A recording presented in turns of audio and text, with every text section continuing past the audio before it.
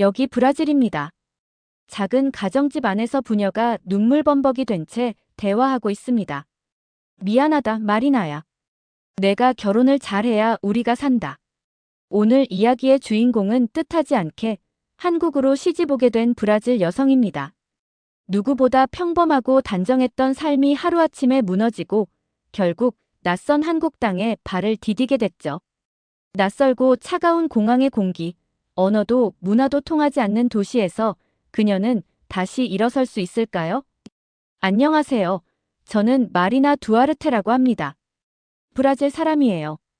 저는 어린 시절 꽤나 유복하게 자랐습니다. 아버지는 수입 가구를 유통하는 회사를 운영하셨고 어머니는 예술학교에서 학생들에게 미술을 가르치는 멋진 분이셨어요.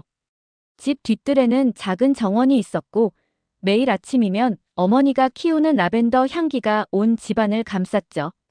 학교에서도 저는 항상 선생님들의 칭찬을 받는 학생이었습니다.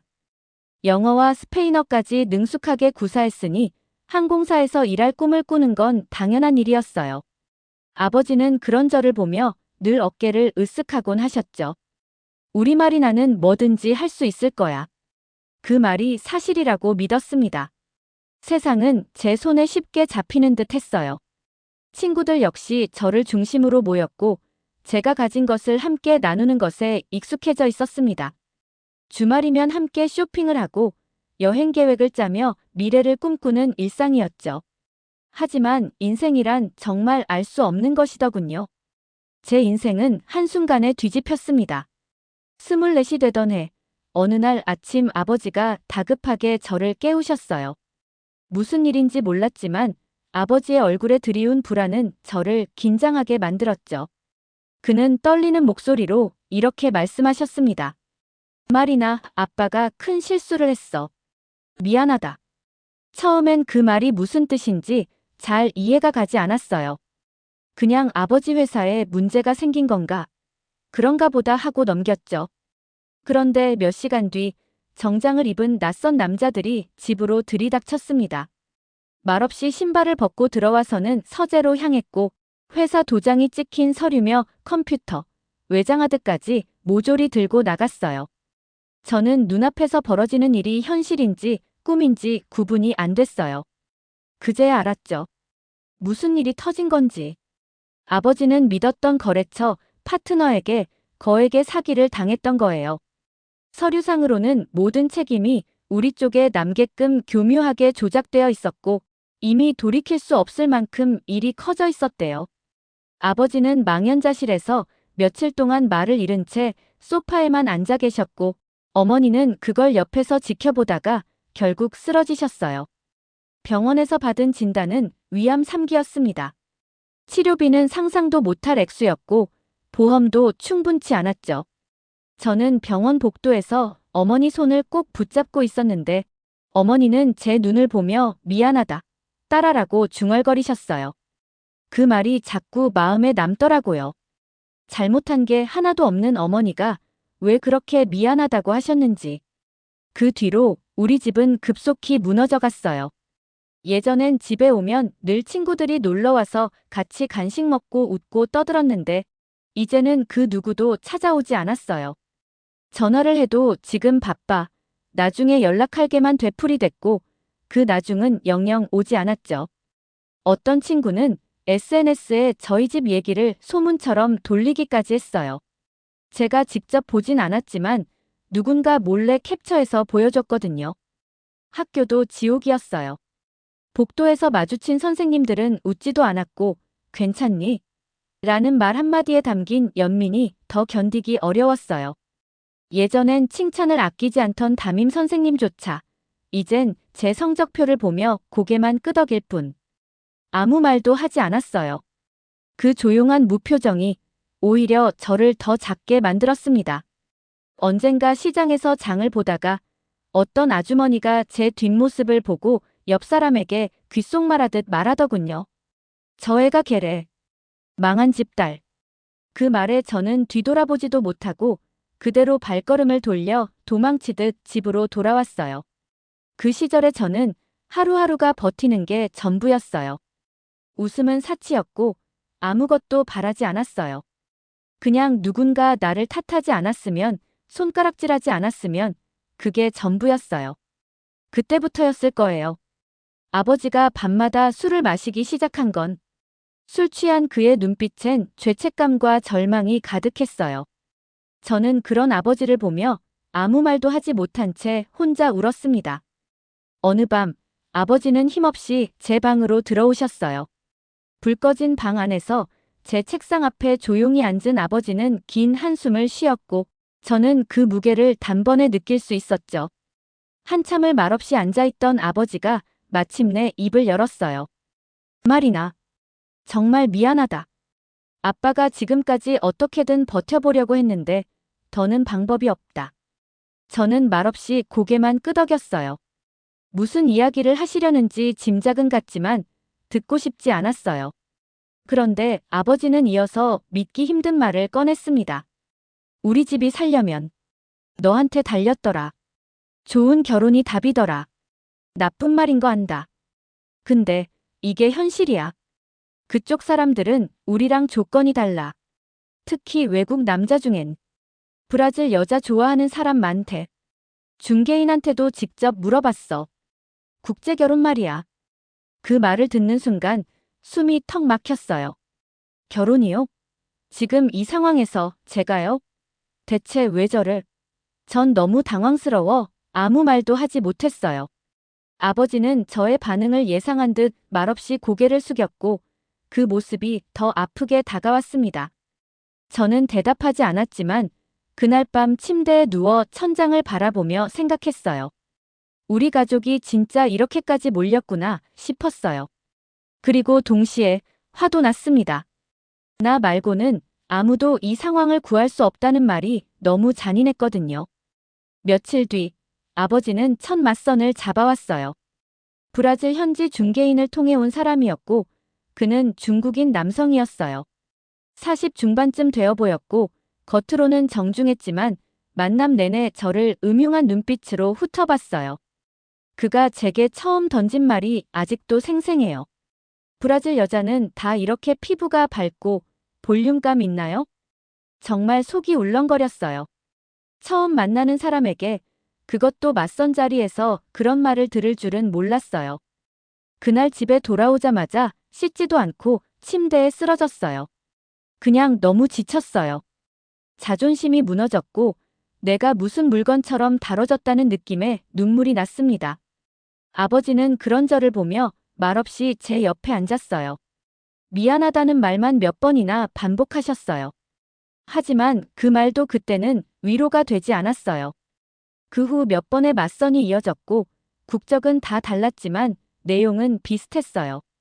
조건, 외모, 나이 그리고 아이를 언제 낳을 수 있냐는 질문들. 저는 점점 말이 없어졌고 속으로 되뇌었어요. 난 사람이야. 아무한테나 팔려갈 수 없어. 그러던 중 아버지가 말했어요. 한국이라는 나라에서 좋은 남자들이 많다고요. 경제도 안정적이고 가족을 소중히 여긴대요. 처음엔 믿지 않았어요. 한국? 저한텐 그저 멀고 차가운 나라였어요. 인터넷에서 본 건 대부분 규율이 심하고 남녀 차별이 강하고 감정을 표현하지 않는 문화라는 거였거든요. 하지만 다른 선택이 없었고 어차피 도망칠 길도 없던 저는 결국 다음 맞선 자리에 나가게 됐어요. 그리고 그 자리에 김태준 씨가 나왔습니다. 그는 지금까지 만났던 사람들과는 분위기부터 달랐어요. 말이 적었고 자꾸 제 눈치를 봤어요. 저를 평가하려는 시선이 아니라 부담 주지 않으려는 조심스러움이 느껴졌어요. 처음으로 그가 입을 열었고 옆에 앉은 중개인이 통역해줬습니다. 괜찮아요. 천천히 하세요. 마리나 씨가 편한 게 우선이에요. 그 말이 제 가슴을 건드렸어요. 단순한 말인데 지금까지 아무도 저에게 그렇게 말한 적이 없었거든요. 그 순간 눈물이 나올 뻔했어요. 그날 밤 집에 돌아오자 아버지가 저를 보며 말했어요. 이번 사람은 괜찮아 보이더라. 말도 조심스럽고 조건도 나쁘지 않아. 내가 싫지 않다면 이 사람과 더 이야기해보는 건 어때? 저는 대답하지 않았어요. 아직 확신은 없었거든요. 하지만 이상하게 마음 한구석이 조금 따뜻해진 느낌이 들었어요. 그리고 처음으로 스스로에게 이렇게 물었어요. 이 사람이면 어쩌면 괜찮지 않을까? 이 남자는 괜찮아. 성실하고 믿을 수 있는 사람이야. 이제 우리 가족도 숨을 좀 쉴 수 있겠구나. 하지만 아버지의 그 말이 제 마음을 가볍게 하지는 않았습니다. 저는 한국에 대해 아직 아무것도 몰랐고 인터넷에서 본 몇 줄의 정보가 전부였으니까요. 인천행 비행기 티켓이 손에 쥐어졌던 날, 저는 울지 않았습니다. 울고 싶지도 않았어요. 어차피 돌아갈 수 없는 길을 간다고 결심한 순간부터 마음은 단단히 굳었으니까요. 브라질을 떠나는 날 공항에서 아버지는 제 어깨를 잡으며 울먹였습니다. 마리나, 넌 정말 좋은 곳으로 가는 거야. 거기서 꼭 행복해야 해. 하지만 저는 그 말이 와닿지 않았습니다. 행복은커녕 제 인생이 어떻게 흘러갈지 전혀 상상도 되지 않았으니까요. 비행기에 앉아 창밖을 바라보며 다짐했습니다. 아무리 힘들어도 살아남아야겠다고요. 다시는 이렇게 무너지지 않겠다고요. 브라질의 푸른 하늘이 멀어지고 구름 위로 올라왔을 때 저는 비로소 눈을 감았습니다. 불안함과 두려움이 마음속에서 소용돌이쳤지만 제 손에는 이미 인천행 편도 티켓이 쥐어져 있었으니까요. 비행기에서 내리자마자 가장 먼저 느낀 건 낯선 냄새였어요. 설명하기 어렵지만 뭔가 깨끗하면서도 차가운 향기였죠. 공항 내부의 사람들은 모두 표정 없이 바쁘게 움직였고 안내방송에서는 제가 이해하지 못하는 말들이 빠르게 흘러나왔습니다. 그 순간 가슴이 철렁 내려앉았어요. 이곳에 나 혼자라는 사실이 비로소 실감났거든요. 그런데 눈앞에 펼쳐진 인천공항의 풍경은 솔직히 말하면 좀 충격이었어요. 여긴 진짜 미래도시 같았거든요. 유리로 된 천장 아래 햇빛이 반사돼서 전체 공간이 환하게 빛났고 사람들은 로봇처럼 각자의 목적지를 향해 빠르게 움직였어요. 벽에는 대형 전자스크린들이 설치돼 있었고 바닥은 너무 반짝여서 누가 하루 종일 닦는 건가 싶을 정도였죠. 공항 안엔 작은 정원도 있고 향긋한 커피 냄새가 나는 카페들도 줄지어 있었어요. 마치 하나의 거대한 백화점이나 호텔 같았어요. 이게 공항이라고? 처음엔 좀 얼떨떨했지만 곧 이런 생각이 들더라고요. 아, 한국이라는 나라. 정말 현대적이구나. 인터넷으로만 봤던 한국은 좀 딱딱하고 감정 없는 이미지였는데 이곳은 뭐랄까 정돈된 세련미가 있었어요. 그냥 도시가 아니라 잘 짜여진 시스템 안에 제가 들어온 느낌이랄까요? 물론 그 안에서 저는 완전히 길을 잃은 기분이었지만요.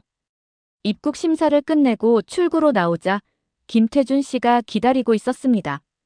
그는 저를 보자마자 짧게 웃으며 말했어요. 왔어요? 고생했어요.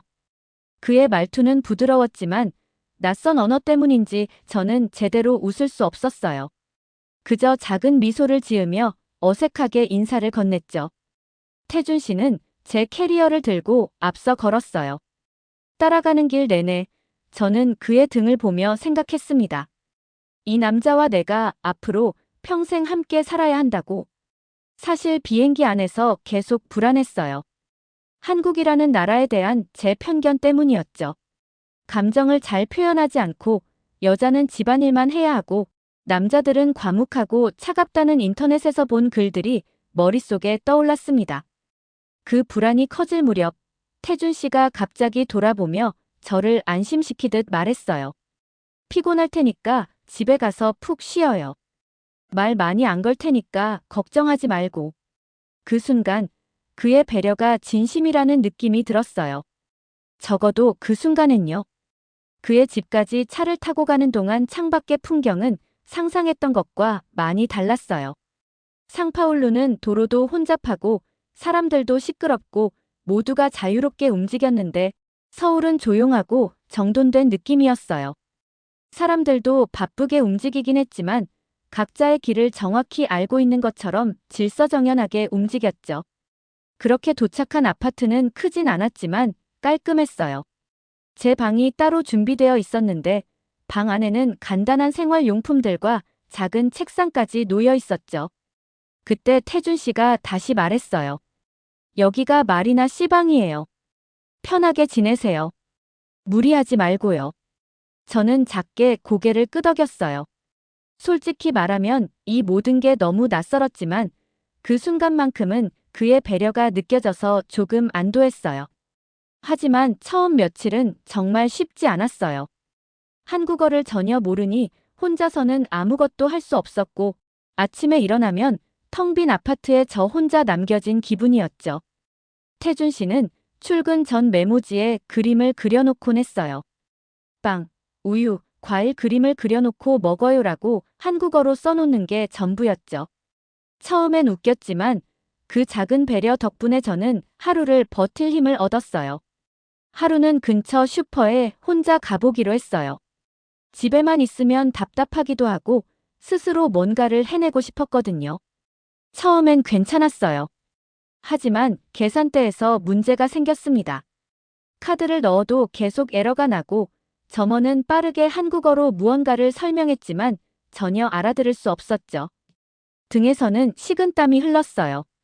그때 제 뒤에 서 있던 중년 여성이 조심스럽게 말을 걸어왔습니다. 괜찮아요? 제가 도와드릴까요?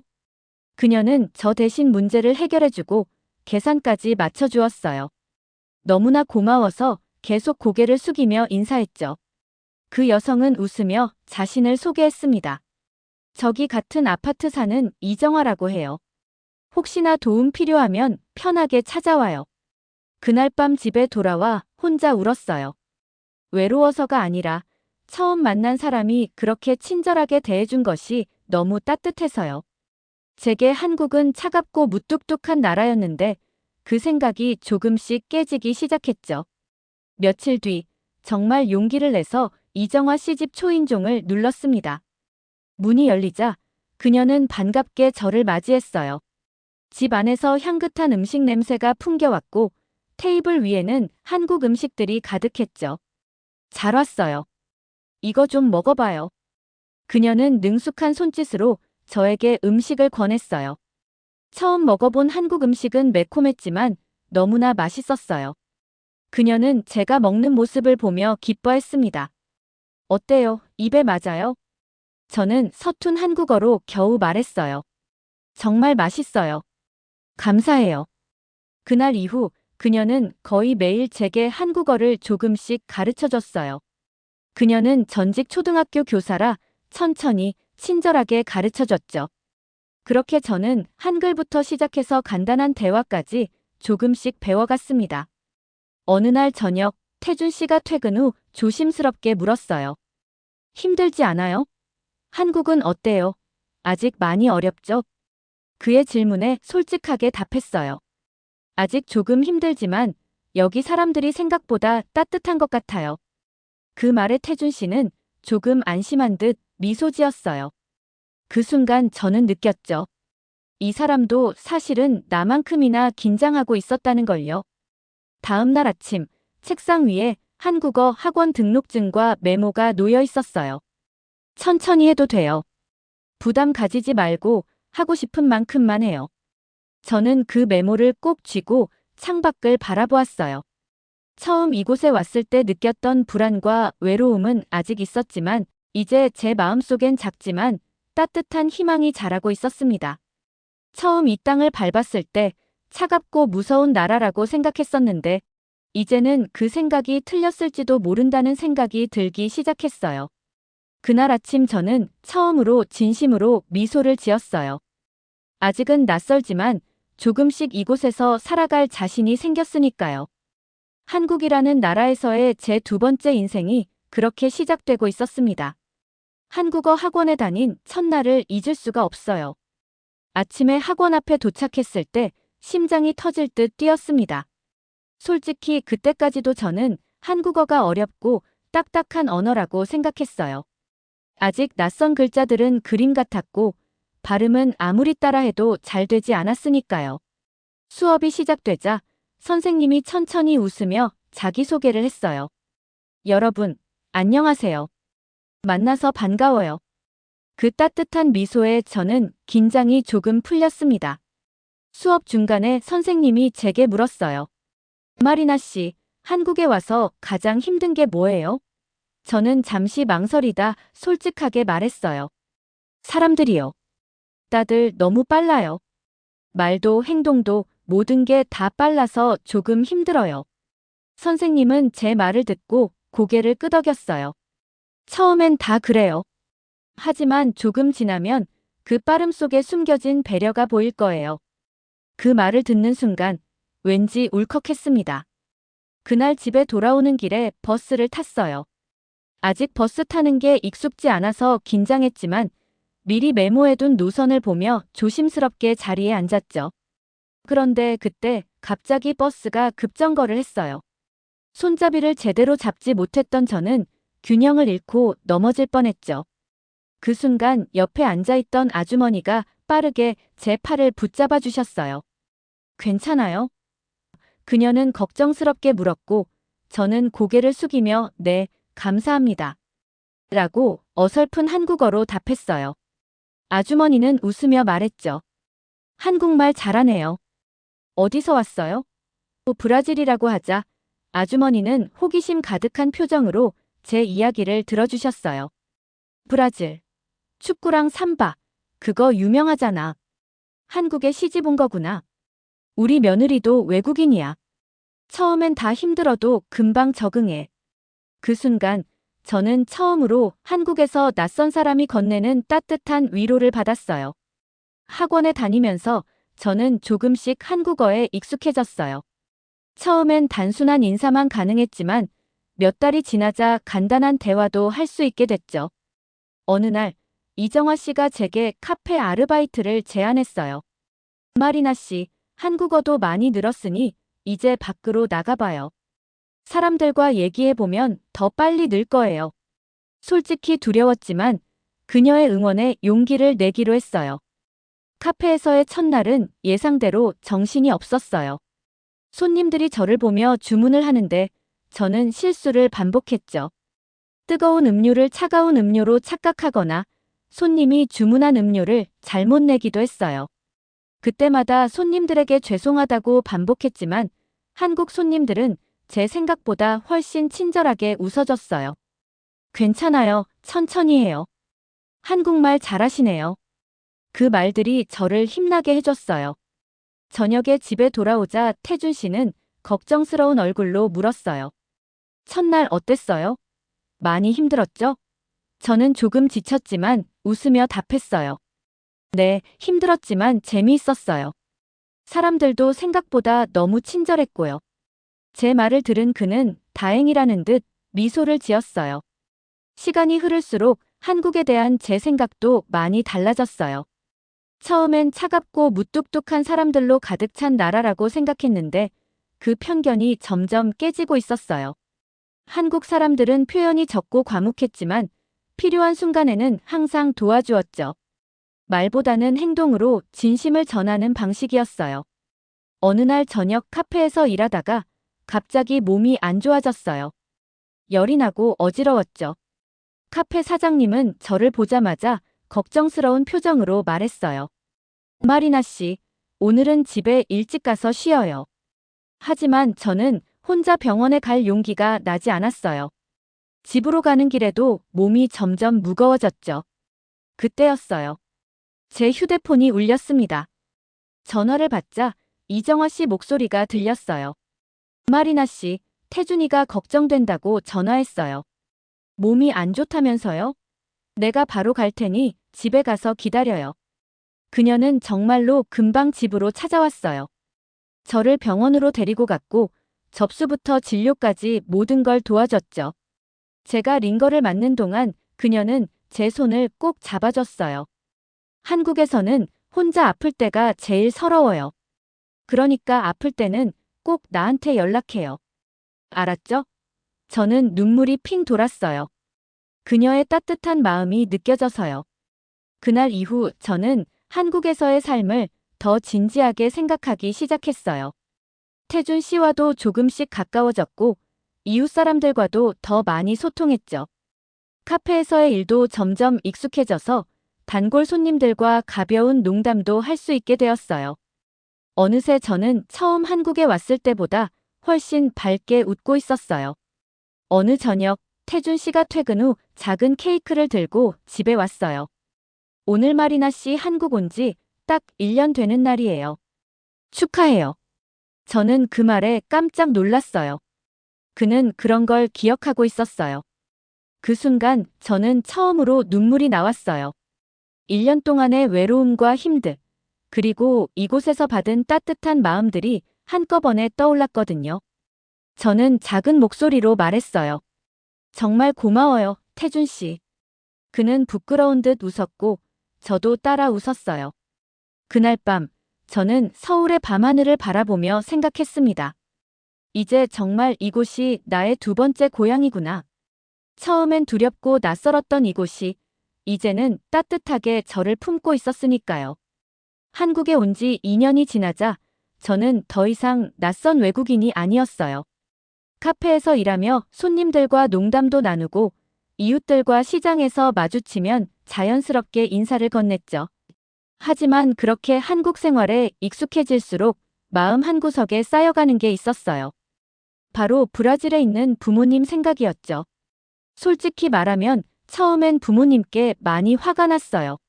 아버지의 사업 실패와 갑작스러운 결혼, 낯선 한국행까지 그 모든 것들이 저에겐 너무 가혹했으니까요. 부모님이 제 삶을 멋대로 결정해버렸다는 생각에 그동안 연락을 피해왔습니다. 그 마음은 시간이 지날수록 무겁게 자리 잡았어요. 그러던 어느 날 저녁, 태준 씨가 퇴근 후 식탁에 앉아 조심스럽게 말했어요. 마리나 씨, 부모님께 연락해보는 건 어때요? 오래 연락 못했잖아요. 순간 저는 표정이 굳어졌어요. 싫어요. 부모님 생각 아직 하고 싶지 않아요. 그렇게 단호하게 대답했지만 사실 그날 밤 잠들지 못했어요. 부모님 얼굴이 자꾸 떠올랐거든요. 엄마의 웃는 얼굴, 아빠의 다정한 목소리, 함께 보냈던 행복했던 날들까지 모든 게 선명하게 떠올라 가슴이 아팠어요. 그러던 어느 날 아침, 갑자기 태준 씨가 저를 깨우며 말했어요. 마리나 씨, 오늘 시간 괜찮아요? 같이 공항에 가야 해요. 놀라서 물었죠. 공항이요? 갑자기 왜요?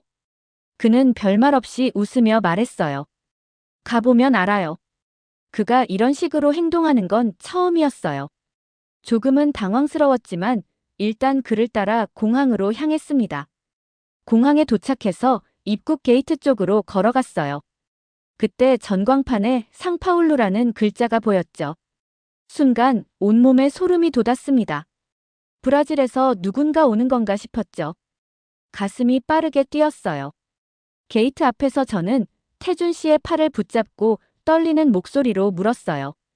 태준 씨, 이거 무슨 일이에요? 설마 우리 부모님 오시는 거예요? 그는 제 눈을 바라보며 조용히 고개를 끄덕였어요. 미안해요. 나한테 먼저 얘기하지 않고 부모님 초대했어요. 더 늦기 전에 마리나 씨와 부모님이 만나서 얘기하는 게 좋을 것 같았어요. 저는 그 자리에 얼어붙었어요. 마음의 준비가 전혀 되어 있지 않았거든요. 분노와 슬픔, 기대와 그리움이 한꺼번에 밀려왔어요. 얼마 지나지 않아 게이트 문이 열리고 승객들이 나오기 시작했죠. 그리고 그 사이에서 오랜만에 본 익숙한 얼굴들이 나타났어요. 제 부모님이었죠. 부모님의 모습은 많이 달라져 있었어요. 아버지는 많이 마르고 머리가 하얗게 샜고 어머니는 얼굴에 깊은 주름이 늘었죠. 순간 눈물이 왈칵 쏟아졌어요. 부모님 역시 저를 보자마자 울기 시작했어요. 엄마가 다가와 제 이름을 부르며 저를 끌어안았어요. 마리나, 보고 싶었어. 정말 미안해, 딸. 저는 아무 말도 할 수 없었어요. 그저 엄마의 품에 안겨서 한참을 울었어요. 아빠는 멀찍이 서서 저희를 지켜보며 눈물을 닦으셨어요. 집으로 돌아가는 차 안에서 아무도 말하지 않았어요. 다들 할 말은 많았지만 쉽게 꺼낼 수 없었으니까요. 집에 도착해 겨우 마음을 진정시키고 부모님과 마주 앉았어요. 아빠는 떨리는 목소리로 천천히 이야기를 꺼냈습니다. 마리나, 내가 우리를 원망하는 거 이해한다. 아빠가 정말 잘못했어. 하지만 그땐 그럴 수밖에 없었어. 너까지 위험해질까봐 급하게 결정한 거야. 내가 한국으로 떠나고 나서 우리는 매일매일 죄책감에 살았어. 엄마도 이어서 말했어요. 마리나, 미안해. 내가 떠난 후 아빠는 모든 걸 처음부터 다시 시작했어. 나도 병을 치료하면서 내가 행복하길 매일 기도했어. 널 한국으로 보낸 게 널 지키기 위한 유일한 방법이라고 생각했어. 부모님의 이야기를 듣는 동안 제 마음의 응어리들이 조금씩 녹아내리는 걸 느꼈어요. 원망했던 마음보다 부모님의 절박한 상황이 더 이해됐거든요. 그때 태준 씨가 조용히 말했어요. 사실 나도 미안해요. 마리나 씨 모르게 지난 1년간 부모님과 연락했어요. 내가 부모님을 돕는 게 맞다고 생각했어요.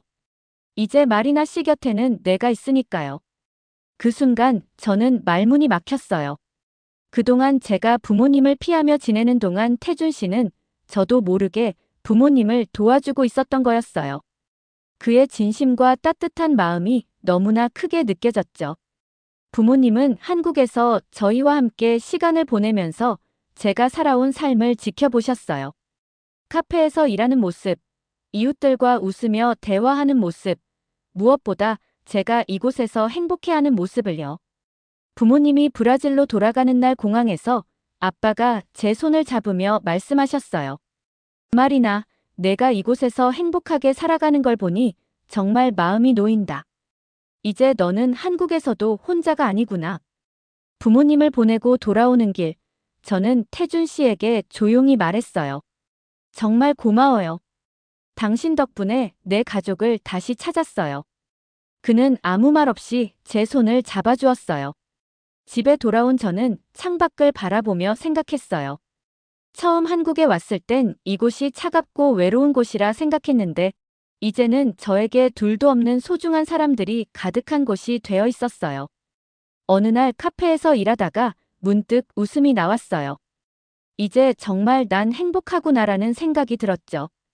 한국에서의 새로운 인생이 완벽하진 않지만 이곳에서 저는 잃어버렸던 가족도, 새로운 사랑도, 그리고 웃음도 다시 찾았어요. 그렇게 한국이라는 나라는 제게 낯선 땅이 아니라 새로운 고향이 되었답니다.